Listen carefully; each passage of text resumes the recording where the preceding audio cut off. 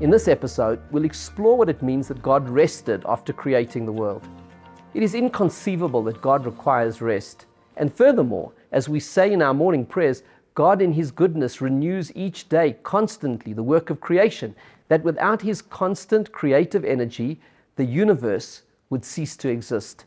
To answer this, we need to understand that God engages with the universe in three ways: thought, speech, and action.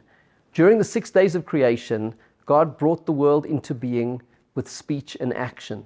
On the seventh day, when it says that God rested, it means that He ceased creating and sustaining the universe through speech and action, and instead created and sustained our world solely through His thought. Of course, all these terms we apply to God, even though we don't really understand His true essence, but we apply what we can from our own human understanding.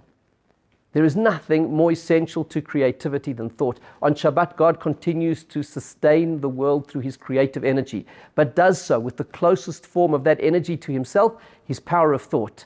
On Shabbat, all of the worlds are elevated. God draws closer to the world through the intimacy of His thinking, thereby infusing creation with divine energy, holiness, and light. We pattern our behavior on God's own engagement with the world. Like our Creator, when we rest on Shabbat, we enter the sacred world of thought.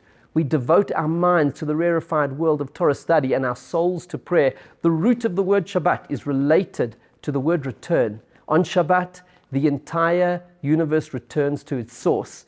On Shabbat, when God's powers of creativity return to the level of thought, the universe returns to its divine pre-Genesis essence.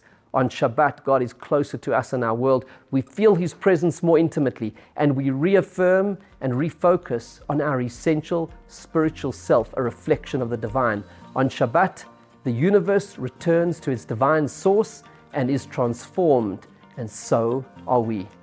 I invite you to learn more by reading my new book, Shabbat, A Day to Create Yourself, and find out how you can use Shabbat to get creative and change your life.